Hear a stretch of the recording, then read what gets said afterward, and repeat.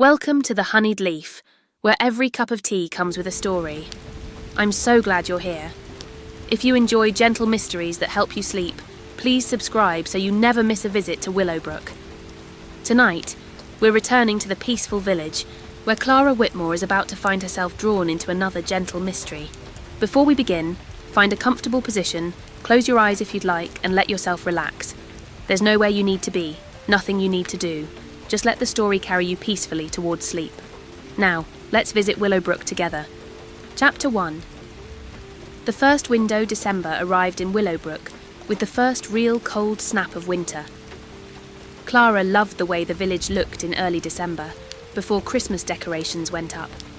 The bare trees, the grey skies promising snow, the cosy lights in cottage windows. There was an anticipation in the air, a sense of magic about to unfold. On the morning of December 2nd, Clara walked down the main street toward the Honeyed Leaf. She passed Pages and Stories, Emma's bookshop, and stopped abruptly. The window had been transformed overnight. What had been a simple display of Christmas books was now an elaborate, breathtaking scene. A miniature Victorian village at Christmas, complete with tiny shops, snow-covered streets, lampposts glowing with real lights, and dozens of detailed figures going about their Christmas activities. It looked professional, like something from a London department store. Clara stood mesmerised, studying the intricate details. Each tiny figure was perfectly dressed in Victorian clothing. Each shop window in the miniature village showed tiny products. There was even a miniature bookshop that looked remarkably like Pages and Stories itself.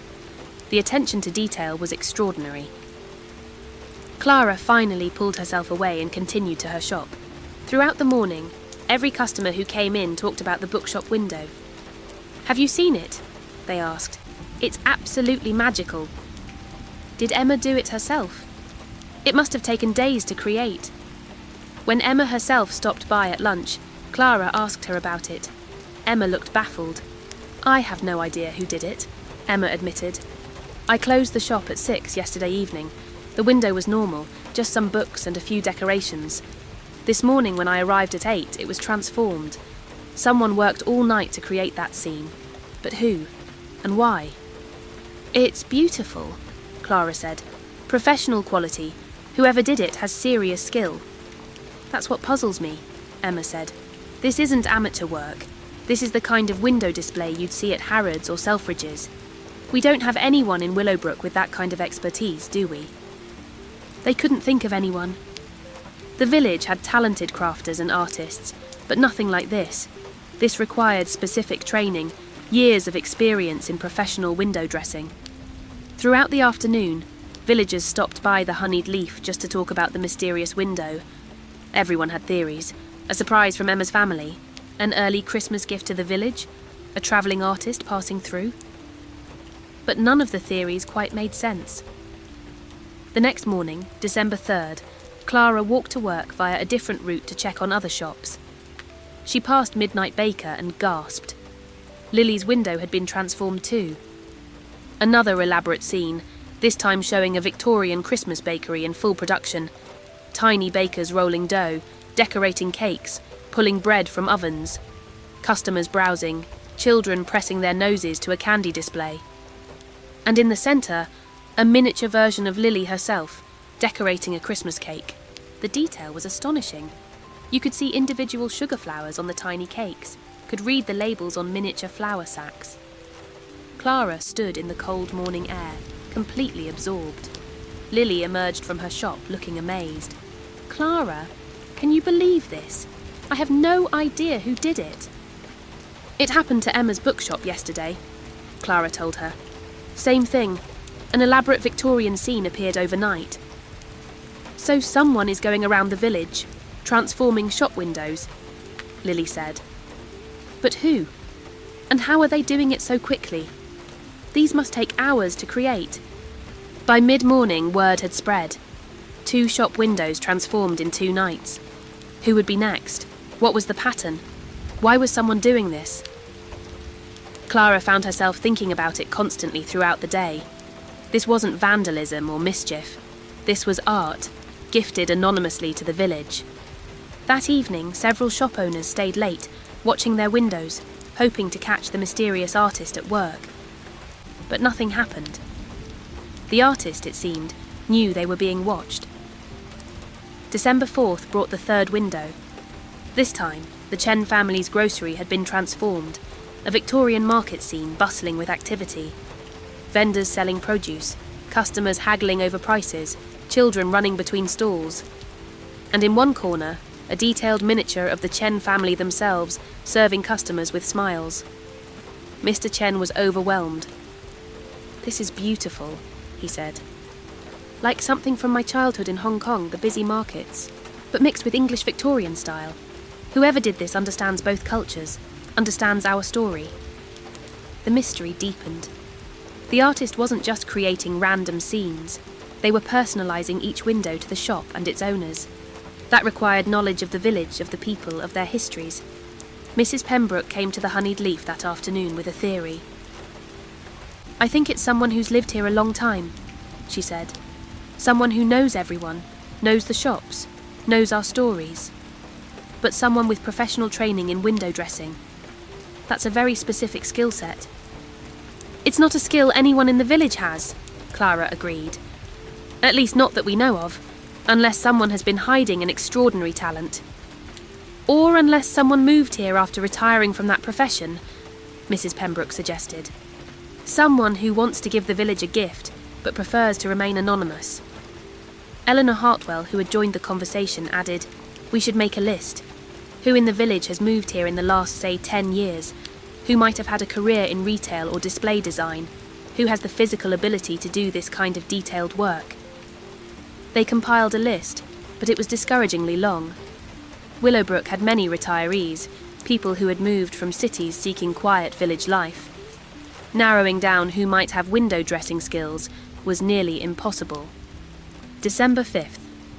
The hardware store window transformed into a Victorian workshop, complete with craftsmen, tools, and holiday decorations. December 6th. The chemist's shop became a Victorian apothecary, with tiny bottles of mysterious potions and remedies. Each window was more elaborate than the last. Each showed incredible attention to detail, and each was clearly designed specifically for that shop, incorporating elements of the owner's history or personality. The village was captivated. People walked the main street each morning to see if a new window had appeared. Children pressed their noses to the glass, counting tiny figures and spotting hidden details. Tourists from neighbouring villages started coming to see the displays. Willowbrook was becoming famous for its mysterious Christmas windows. On December 7th, Clara arrived at her shop to find a small crowd gathered outside. Her heart leapt. Had the honeyed leaf been chosen? But no, people were looking at the window of the antique shop across the street. Another Victorian scene, this time showing a Christmas market with vendors selling antiques and treasures. That afternoon, a reporter from the regional newspaper came to Willowbrook. She interviewed shop owners, photographed the windows, asked about the mysterious artist. "This is extraordinary," she told Clara. "I've covered Christmas displays at major London department stores. These are just as good, maybe better. The detail, the storytelling, the craftsmanship. Whoever is doing this is a master of the craft." The article ran 2 days later with the headline, "Mystery Artist Transforms Village with Magical Christmas Windows." It included photographs and speculation about who might be behind the displays. The article brought even more visitors to Willowbrook. By December 10th, 7 windows had been transformed. The village was buzzing with excitement and curiosity. Who would be next? When would the artist reveal themselves? And most importantly, why were they doing this? That evening, Clara decided to take a different approach to solving the mystery, instead of trying to catch the artist in the act.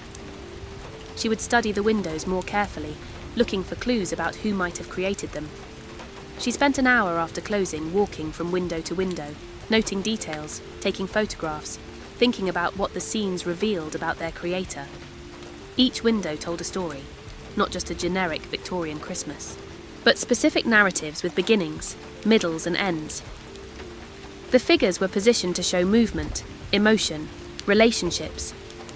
This wasn't just someone who knew window dressing technically.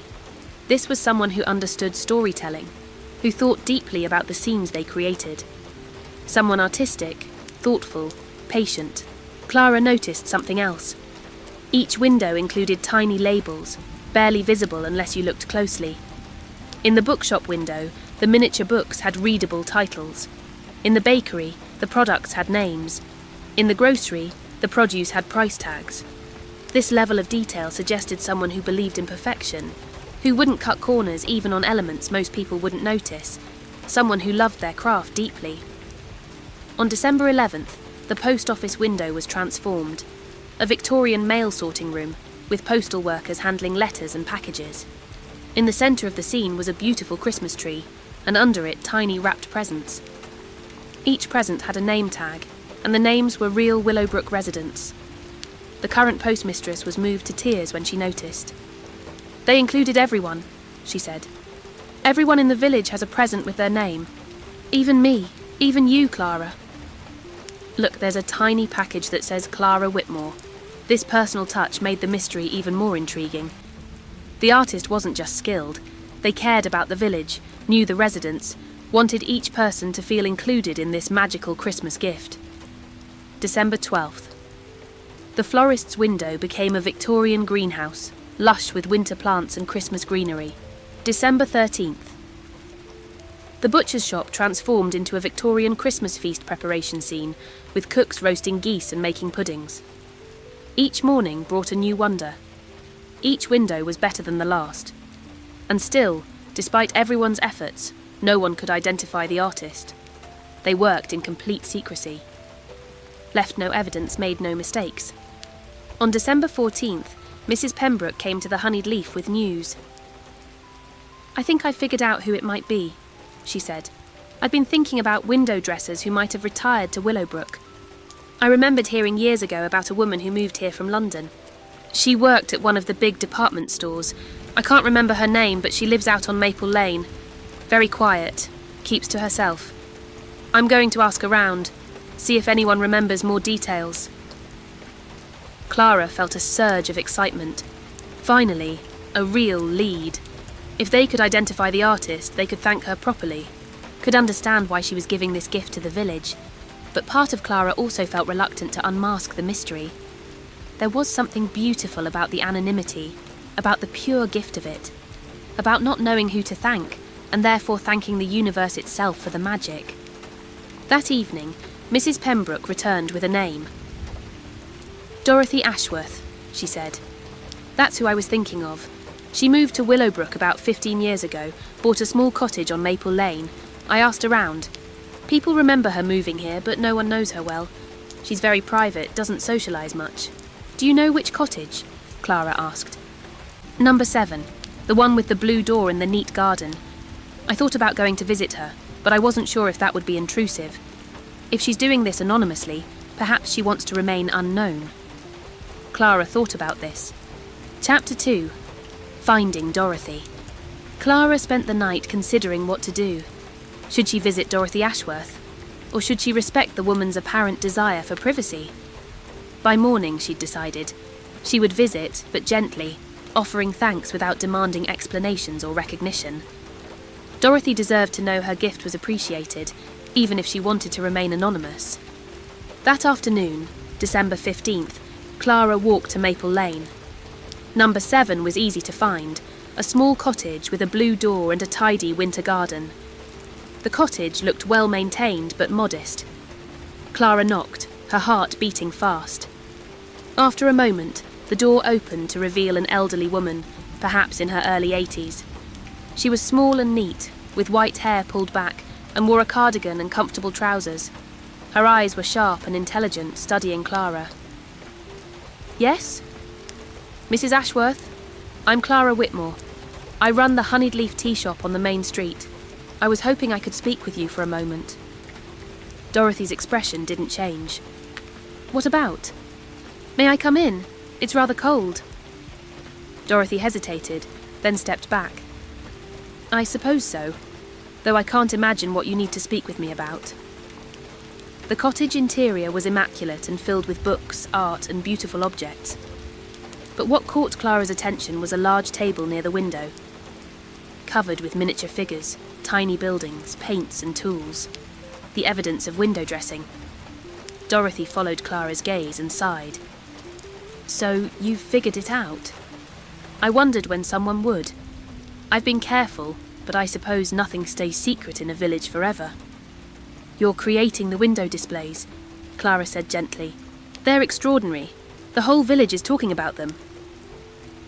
Dorothy moved to sit in an armchair, gesturing for Clara to sit as well. I suppose you want to know why I'm doing it anonymously, why I haven't told anyone. I'm curious, Clara admitted, but mostly I wanted to thank you. What you're creating is bringing tremendous joy to everyone. Children are mesmerised, adults are marvelling. You're giving the village an incredible gift. Dorothy was quiet for a moment, looking at her hands. Then she said, I worked as a window dresser for 45 years, at Harrods in London. It was my life, my passion, my identity. I created Christmas windows for one of the most famous stores in the world. Thousands of people would see my work each day. It was thrilling and exhausting, and I loved every moment of it. She paused. I retired 15 years ago and moved here for peace and quiet. I thought I was done with window dressing. Thought I'd put that life behind me. But this year I realised something. My eyesight is failing. Macular degeneration. I'm going blind, Clara. Slowly but inevitably. By this time next year, I probably won't be able to see well enough to do detailed work. Maybe not at all. Clara felt her throat tighten with emotion. I'm so sorry. I've accepted it, Dorothy said calmly. I'm 82. I've had a good life, a good career. But I realised I had one more Christmas in me. One more season of creating windows. And I wanted to do it here, in Willowbrook. For this village that gave me such a peaceful retirement. Why anonymously? Clara asked gently. Dorothy smiled slightly. Because that's not how it works at Harrods. There it's all about credit, recognition, your name attached to your work. I wanted this to be different. I wanted to create something purely for the joy of creation, for the gift of giving. Without ego, without expectation, without needing thanks or recognition. Just art for art's sake. Beauty for beauty's sake. My final Christmas windows would be a pure gift to a place I've come to love. Clara felt tears in her eyes. That's beautiful, Dorothy. And the windows are bringing so much happiness. But may I ask, how much longer can you work? How many more windows can you create before your vision makes it impossible? Dorothy's expression grew sad. I don't know exactly. My vision is deteriorating quickly now. I have maybe a week or two left where I can still see well enough for this detailed work. I'm trying to complete as many windows as I can. I work at night when the streets are quiet, when no one will see me. It takes me hours for each one. My hands shake now, my eyes strain. But I push through because this is my goodbye. My farewell to the craft I loved. They sat in silence for a moment. Clara thought about this woman, losing her sight, creating these elaborate windows as a final act of love for her art and her adopted village. It was almost unbearably poignant. Does anyone else know? Clara asked. That you're doing this? That you're going blind? No one knows about the windows. My doctor knows about my eyes, of course. But I don't have family here, don't have close friends. I prefer it that way. I'm not lonely, just private. I've always been independent. Dorothy, the village would want to help you, would want to support you through this, would want to thank you for what you're giving us. Dorothy shook her head. I don't need help or thanks. I just need to be left alone to finish my work. Please, Clara, I'm asking you not to tell anyone who I am. Not yet. Let me complete as many windows as I can. Let me have this gift be anonymous. After Christmas, after my vision is gone, then you can tell people if you must. But for now, please, let me have this. Clara understood.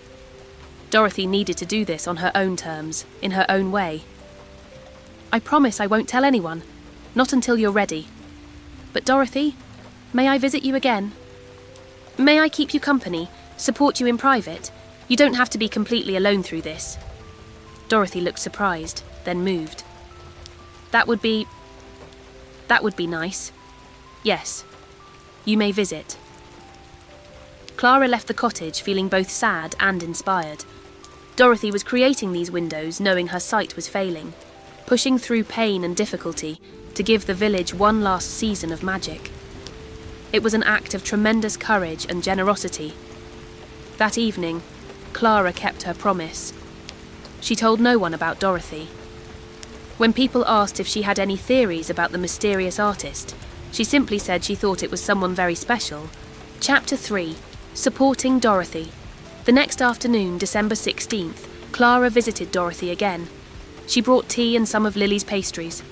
Dorothy seemed surprised but pleased by the visit. They sat in the cottage's cosy living room, and Clara asked Dorothy about her career at Harrods. Dorothy's face lit up as she shared stories. About creating window displays for royal visits, about working with famous designers, about the satisfaction of seeing crowds gather to admire her work. "I started as an apprentice when I was 17, Dorothy said. It was 1959. Window dressing was a respected craft then, almost an art form. I learned from masters how to create scenes that tell stories, that draw the eye, that create emotion. It took years to become good at it, years more to become great." She showed Clara photographs from her career, spectacular Christmas windows from various decades, each one more elaborate than the last. Dorothy in her younger years working with her team, awards she'd won, articles written about her displays. "You were famous in your field," Clara said, amazed. "Why did no one in the village know about this?" "Because I never told them," Dorothy said simply. "When I retired, I wanted to leave that life behind. I'd given it 45 years. I wanted peace, anonymity. I wanted to be just Dorothy Ashworth, not Dorothy Ashworth, the famous window dresser. So I never mentioned it. I kept to myself, lived quietly, until now." "Why now?" Clara asked. "Why reveal your skills now, even anonymously?" Dorothy was quiet for a moment. "Because I realised something.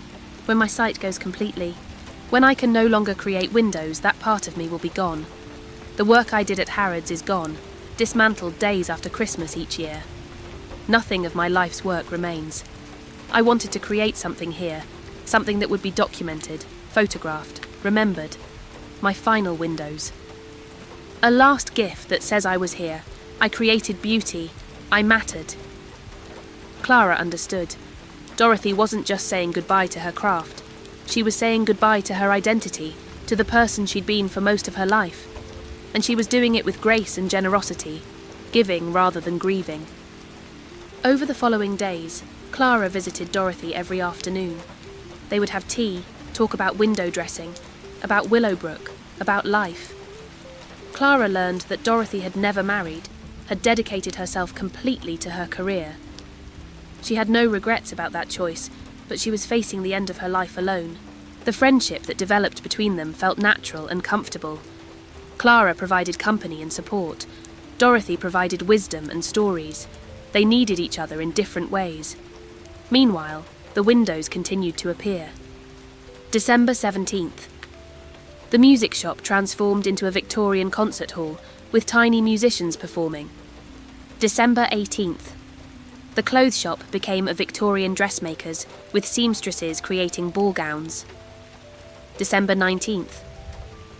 The gift shop showed a Victorian toy workshop, with Santa's helpers building toys. Each morning brought new magic. And each evening, Dorothy worked through the night, her vision straining, her hands shaking, but determined to complete as many windows as possible. On December 20th, Clara visited Dorothy and found her exhausted. "How many more windows do you think you can do?" Clara asked gently. Dorothy rubbed her eyes. 3, maybe 4. My vision is deteriorating faster than I expected. I can barely see the fine details anymore. I'm working from memory, from feel, as much as from sight. It's getting harder. Dorothy, you don't have to push yourself this hard. What you've already created is extraordinary. But I have more to give, Dorothy insisted. I have specific shops I want to do, including yours. The honeyed leaf has been on my list from the beginning. I'm saving it for near the end. It deserves something special. Clara felt touched. You don't have to include my shop.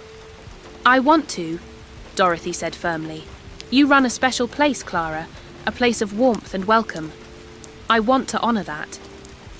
December 21st brought the winter solstice and another transformed window. The pharmacy became a Victorian sick room scene, but not sad, showing the community caring for the ill, bringing soup and comfort. It was a touching reminder of how villages supported each other in harder times. December 22nd. The bank transformed into a Victorian counting house, with clerks working by candlelight.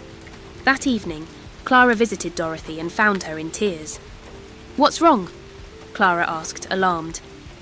"I can't finish," Dorothy said.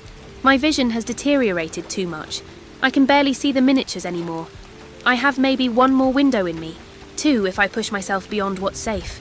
But I had 4 more planned. I wanted to do the honeyed leaf justice. I wanted to create something perfect for you, but I'm running out of time." Clara knelt beside Dorothy's chair. "Dorothy, what you've already created is more than enough. You've given the village an incredible gift. No one expects more." "I expect more of myself," Dorothy said. "I wanted to finish strong, to end my career with my best work, but my body is betraying me." "You are finishing strong," Clara said gently. "Every window you've created has been a masterpiece. You've proven that. You don't have to prove it again." They talked for a long time. Clara made tea. Slowly, Dorothy calmed. They discussed what was realistic. Dorothy could probably manage 1 more window if she worked carefully. 1 final display, her farewell to window dressing. And she wanted it to be the honeyed leaf. "But I need help," Dorothy admitted reluctantly.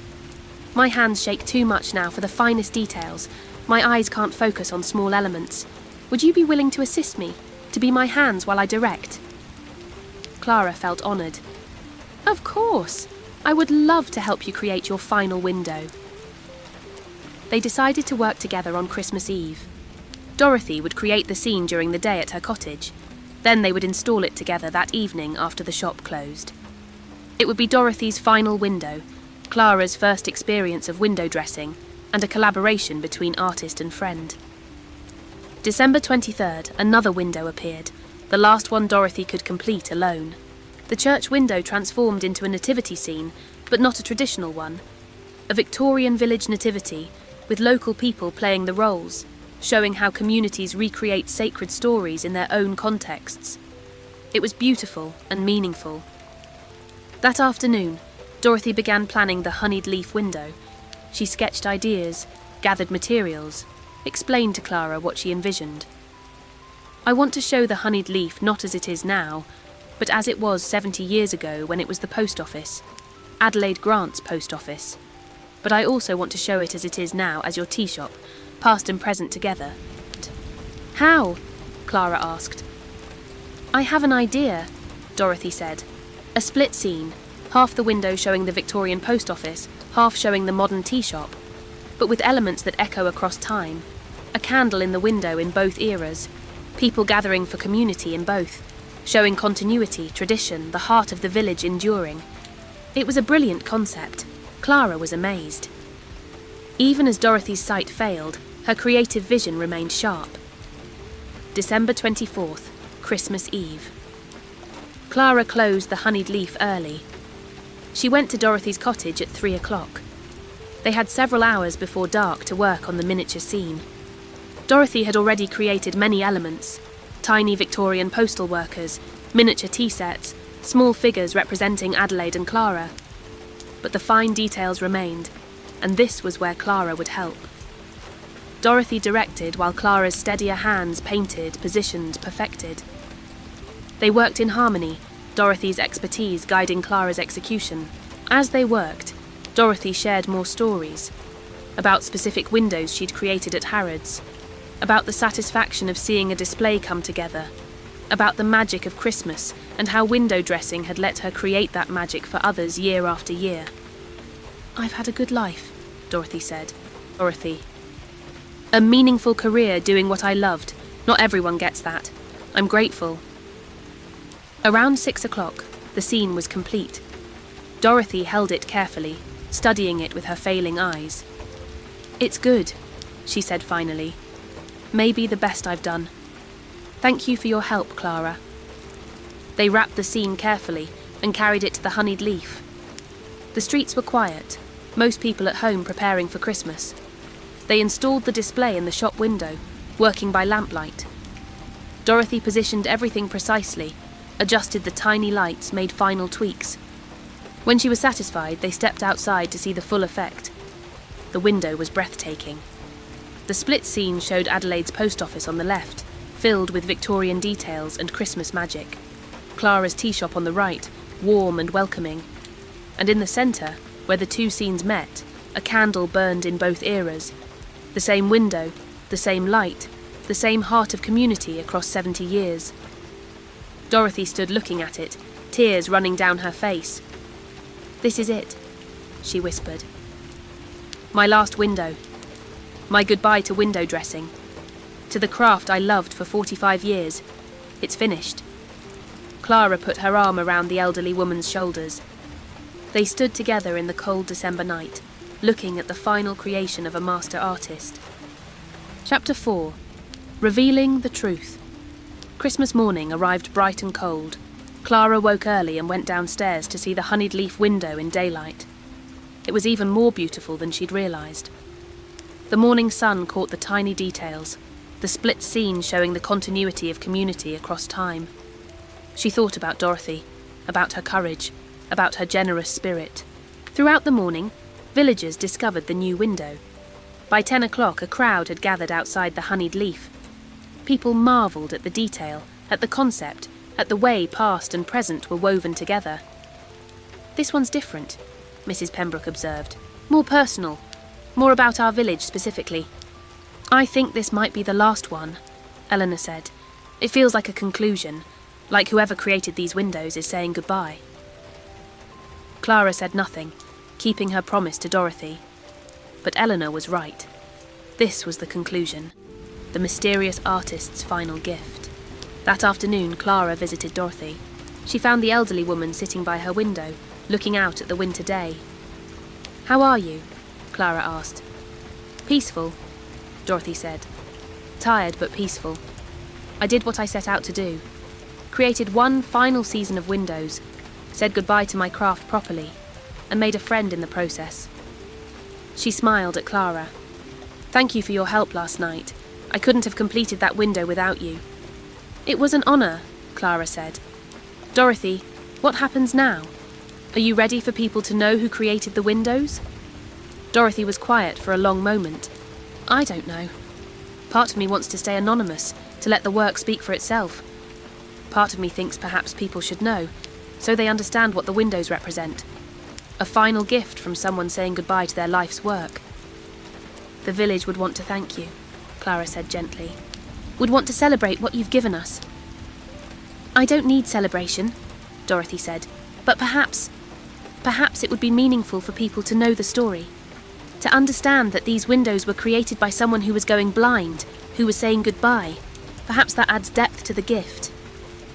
They talked for a long time about what felt right. Finally, Dorothy made a decision. "After Christmas," she said. "After people have had a few days to enjoy the windows without knowing the story behind them, then you may tell them. You may explain who I am and why I did this. But I won't seek attention. I won't give interviews or accept accolades. I simply want people to understand." Clara agreed. It was Dorothy's story to tell, on her own timeline. December 26th, Boxing Day. Clara kept her word and said nothing about Dorothy. But she thought about the elderly woman constantly, about her failing eyesight, about her facing a future without the craft that had defined her life. On December 27th, Clara visited Dorothy again. They had tea and talked about what came next. "What will you do?" Clara asked gently, "when you can no longer see well enough to live independently?" "I don't know," Dorothy admitted. "I suppose I'll need help eventually, perhaps move to a care facility. The thought terrifies me. I've been independent my whole life, but I'm also realistic. Blindness will make living alone dangerous." "You don't have to face that alone," Clara said. "The village would help. I would help. You're part of Willowbrook now, whether you've been private or not." Dorothy looked moved but sceptical. "People don't care about elderly recluses they barely know. They will when they learn your story, Clara assured her, when they understand what you've given them. Dorothy, you've created magic for this village. That matters. You matter. On December 28th, Clara decided it was time. She called Mrs. Pembroke, Eleanor and Beatrice to the honeyed leaf. I know who created the windows, she told them, and I think it's time to share the story. She explained about Dorothy Ashworth, about her 45-year career at Harrods, about her failing eyesight and her decision to create one final season of windows as a gift to Willowbrook, about how the windows represented her goodbye to the craft she loved. The three women listened in stunned silence. When Clara finished, Mrs. Pembroke had tears in her eyes. That's one of the most beautiful things I've ever heard, she said. A woman losing her sight, creating beauty while she still can, giving it freely to us. We must do something to honour her. We must support her, Eleanor agreed. Help her through what comes next. But carefully, Clara cautioned. Dorothy is very private. She doesn't want attention or fuss. She simply wants people to understand the story, to know why she did this. They discussed how to handle the situation. Finally, they decided on a plan. They would share Dorothy's story with the village, but frame it as a celebration of her gift, rather than making Dorothy the centre of attention. They would organise support for her quietly, respectfully, and they would document the windows professionally, preserving Dorothy's final work for posterity. December 29th, Eleanor began writing an article for the village newsletter. She shared Dorothy's story sensitively, explaining her career, her failing eyesight, her decision to give Willowbrook one final season of magical windows.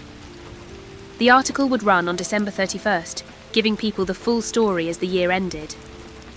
Meanwhile, Beatrice worked behind the scenes, contacting local photographers to professionally document each window display.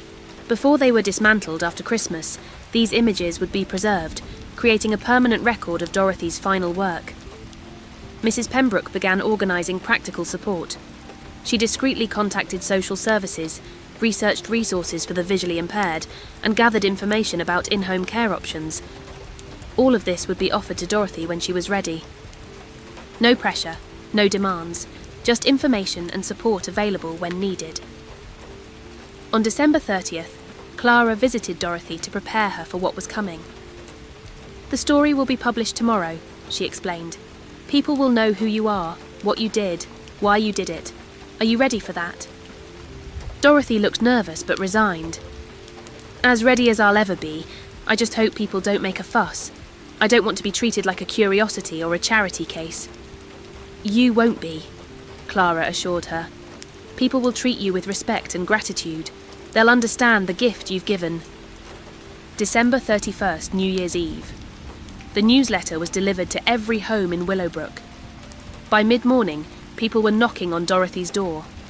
She'd been prepared for this, but it was still overwhelming. One by one, villagers came to thank her, to express their amazement at her career, their gratitude for the windows, their appreciation for her gift. Emma from the bookshop brought flowers. The Chen family brought food. Parents brought their children to meet the woman who had created the magic they'd enjoyed. Each visitor was respectful, keeping their stay brief, but making sure Dorothy knew she was valued. By evening, Dorothy was exhausted but also visibly moved. I didn't expect this, she told Clara, who had stayed with her throughout the day. I thought people might say thank you and move on. I didn't expect them to care so much. You gave them something precious, Clara said. Beauty, wonder, magic in a dark season. Of course they care. That evening, a group gathered at the honeyed leaf. Mrs. Pembroke, Eleanor, Beatrice, Reverend Peters, Emma, Lily, old Tom Fletcher, and others. They were discussing how to best support Dorothy going forward. She'll need help as her vision worsens, Mrs. Pembroke said. Someone to shop for her, help with tasks that require sight, eventually more comprehensive care. We could organise a rotation, Beatrice suggested. Different people helping on different days, so no one is overwhelmed and Dorothy doesn't feel she's burdening anyone. We should hire a professional caregiver too, Dr. Matthews added. He'd joined the conversation. Someone trained in supporting the visually impaired. The village could contribute to the cost. I'll contribute, old Tom said immediately. Several others agreed. Within an hour, they had a plan, a volunteer schedule for companionship and light assistance, funding for professional care, resources and information for Dorothy about vision loss, and a commitment from the community to ensure Dorothy could continue living independently as long as safely possible. On January the 2nd, Mrs. Pembroke and Clara visited Dorothy together to present the plan. They were nervous about how she'd react. Dorothy listened quietly as they explained what the village wanted to offer. When they finished, she was quiet for a long moment. Then she said, "I've lived independently my whole life. It's hard to accept help. But I'm also practical. I know I'll need assistance, and I'm moved that people care enough to offer it. Yes, thank you. I accept the village's help." It was a significant moment. Dorothy, who had lived so privately for 15 years, opening herself to community support, allowing herself to be cared for as she had cared for others through her art. Over the following weeks, the support system took shape. A retired nurse named Janet became Dorothy's primary caregiver, visiting 3 times a week. Various villagers took turns stopping by for tea, conversation, and light assistance. Dr. Matthews arranged for Dorothy to see a specialist about her vision, exploring options for slowing the degeneration. And slowly, Dorothy's isolation ended. She became part of the community in a way she'd never been before. People knew her story now, understood her contributions, valued her presence. She was no longer the private elderly woman at number 7 Maple Lane. She was Dorothy Ashworth, the master window dresser who had given Willowbrook an extraordinary gift. The windows remained up through January, photographed and documented. Then, carefully and respectfully, each shop owner dismantled their display. But the elements weren't discarded. Dorothy had agreed to donate them to the village museum, where they would be preserved and displayed, creating a permanent exhibition of her work. The exhibition would open in November each year, part of Willowbrook's Christmas season. Future generations would be able to see Dorothy's miniature Victorian scenes, understand the craft of window dressing, and know the story of the artist who created them while going blind. In February, Clara visited Dorothy and found her listening to an audiobook. Her vision had deteriorated significantly. She could still see light and shadow, vague shapes but no detail. "How are you managing?" Clara asked gently. "Better than I expected," Dorothy admitted. "Janet has been teaching me techniques for living with vision loss, and I find I'm adjusting. It's hard but not impossible. I miss seeing clearly, miss doing detailed work, but I have my memories. I can close my eyes and see every window I ever created at Harrods, every scene I made here in Willowbrook. No one can take those from me." "Do you have any regrets?" Clara asked. "About your career, your choices?" Dorothy thought about this. "I regret not opening myself to community sooner. I spent 15 years here living privately, keeping to myself. If I'd known how kind people would be, how willing to accept and support me, I might have connected earlier. But otherwise, no. I lived the life I wanted. I did work I loved. I ended my career on my own terms. That's more than most people get." In March, the village held a special evening at the community centre. They unveiled the preserved window displays, now installed in glass cases.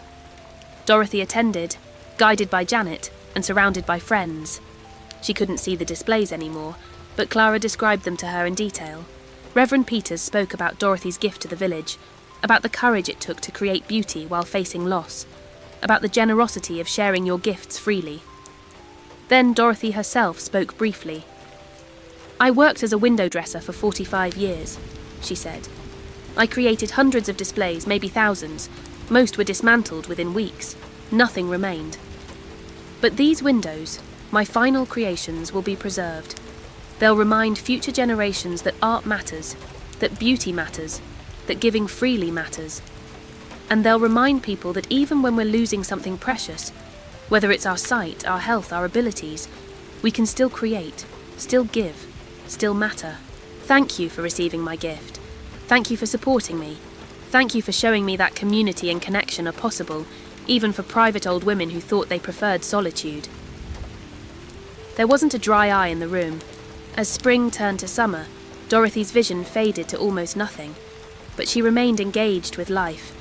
She had regular visitors, participated in village events, shared stories about her career with anyone interested. She'd become a beloved figure in Willowbrook, no longer isolated but connected. In June, a magazine article about Dorothy and the windows appeared in a national publication. It brought visitors to Willowbrook specifically to see the preserved displays, to meet Dorothy if she was willing. Some were former window dressers themselves, wanting to pay respects to a master of the craft. Others were artists interested in Dorothy's story of creating while facing loss. Dorothy was gracious with all of them, though Clara and Janet made sure she wasn't overwhelmed.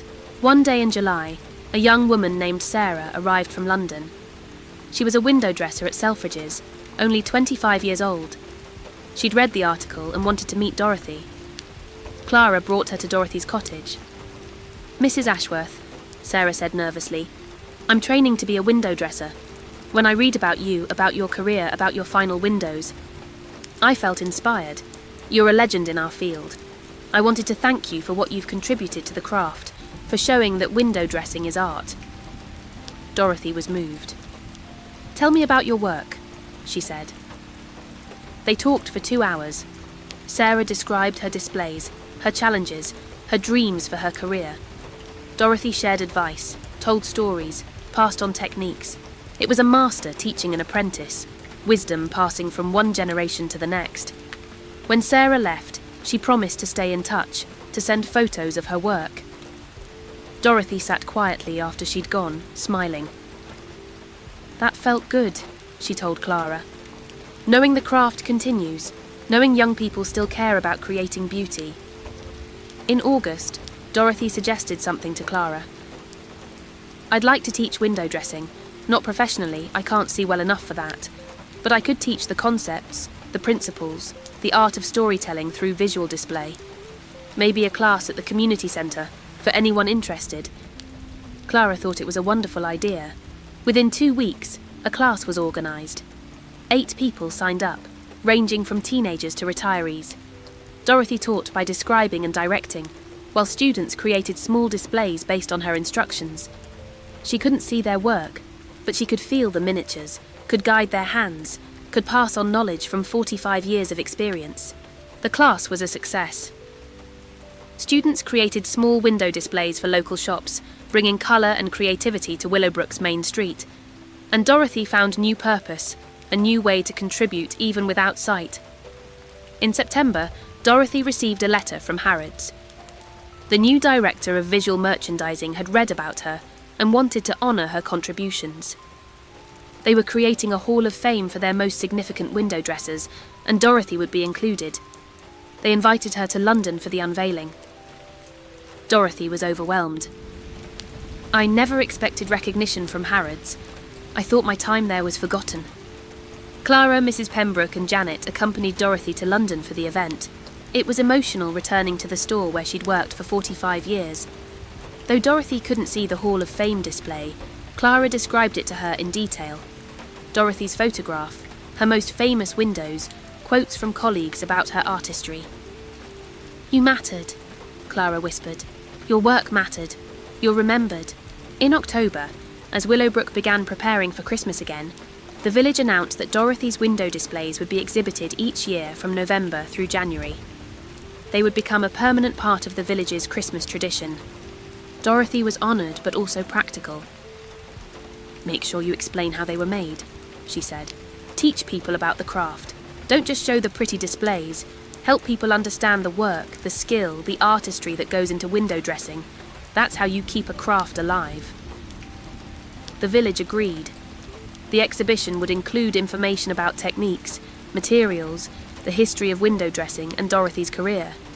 It would be educational as well as beautiful. Chapter 5. Full circle November arrived, and the window display exhibition opened at the village museum. Dorothy attended the opening, now completely blind but comfortable with her caregivers and friends. She listened as visitors marvelled at her work, heard their questions about how she created the displays, felt their appreciation. It was gratifying to know her final windows would educate and inspire. In December, exactly 1 year after the mysterious windows had first appeared, Willowbrook prepared for Christmas again. The village organised a special celebration, A year since Dorothy's gift. A year since the magic had transformed their Christmas.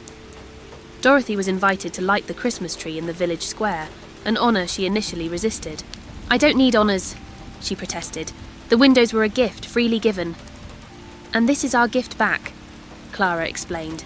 "Showing you that you're valued, that you're part of this community, that you matter to us."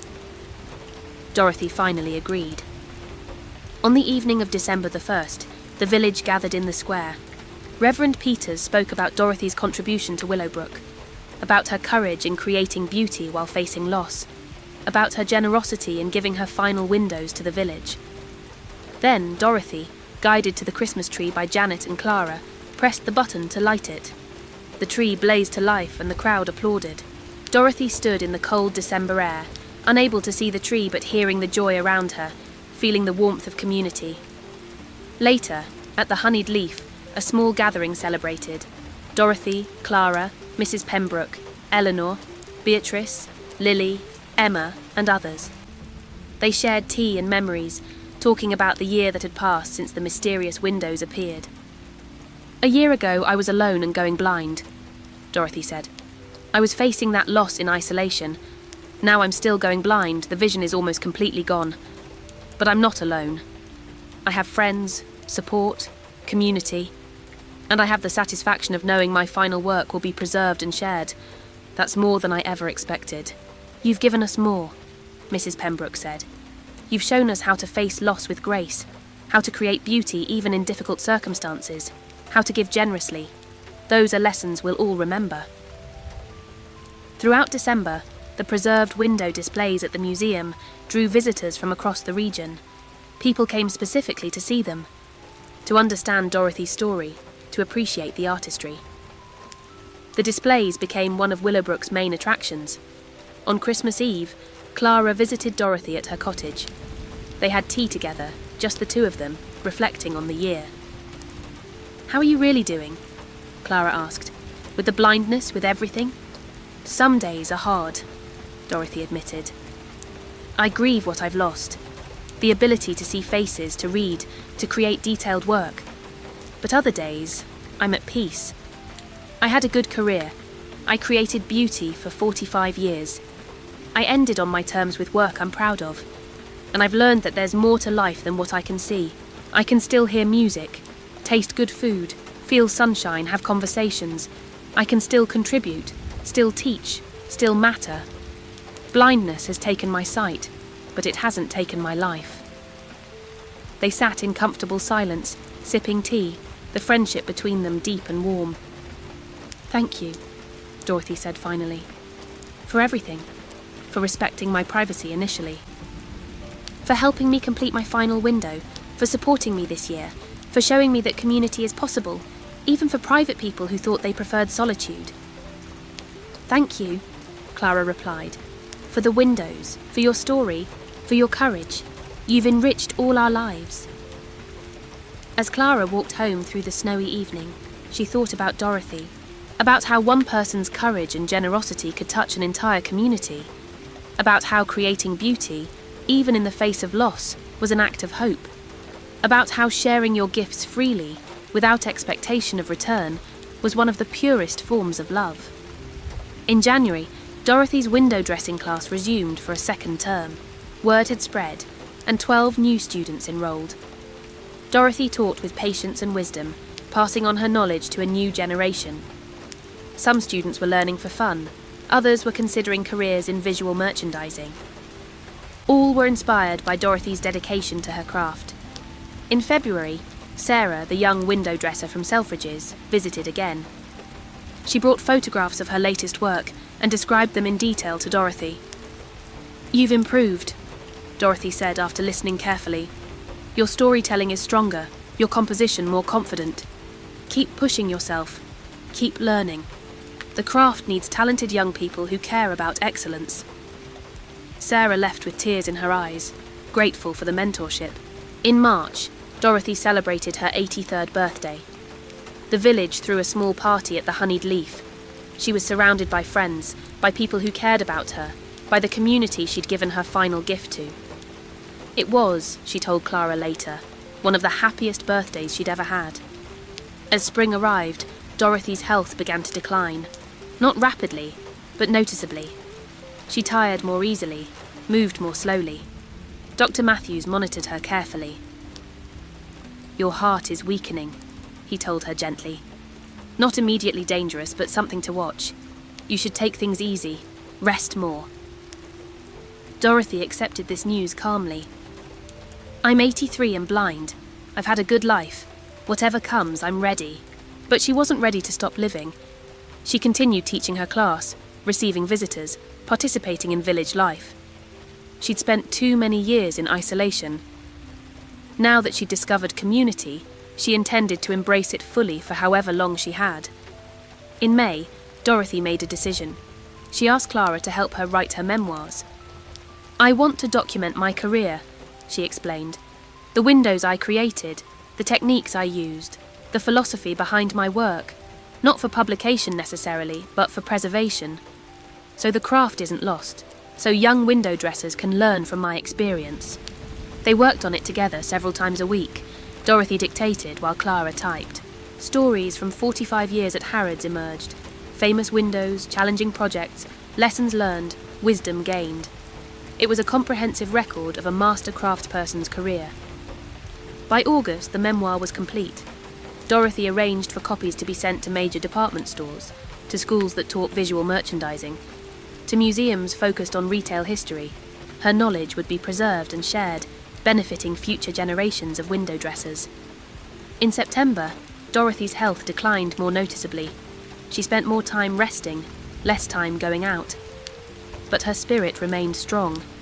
She still received visitors, still taught when she could, still engaged with life. On a quiet afternoon in late September, Clara visited and found Dorothy peaceful. They talked about life, about death, about legacy. "I've been thinking," Dorothy said, "about what remains when we're gone. At first I thought nothing of my work would remain. The windows were always temporary. But now I know better. The preserved displays will remain. The memoir will remain.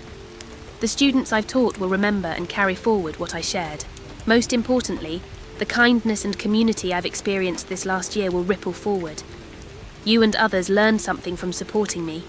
You'll pass that forward to others who need help. That's the real legacy.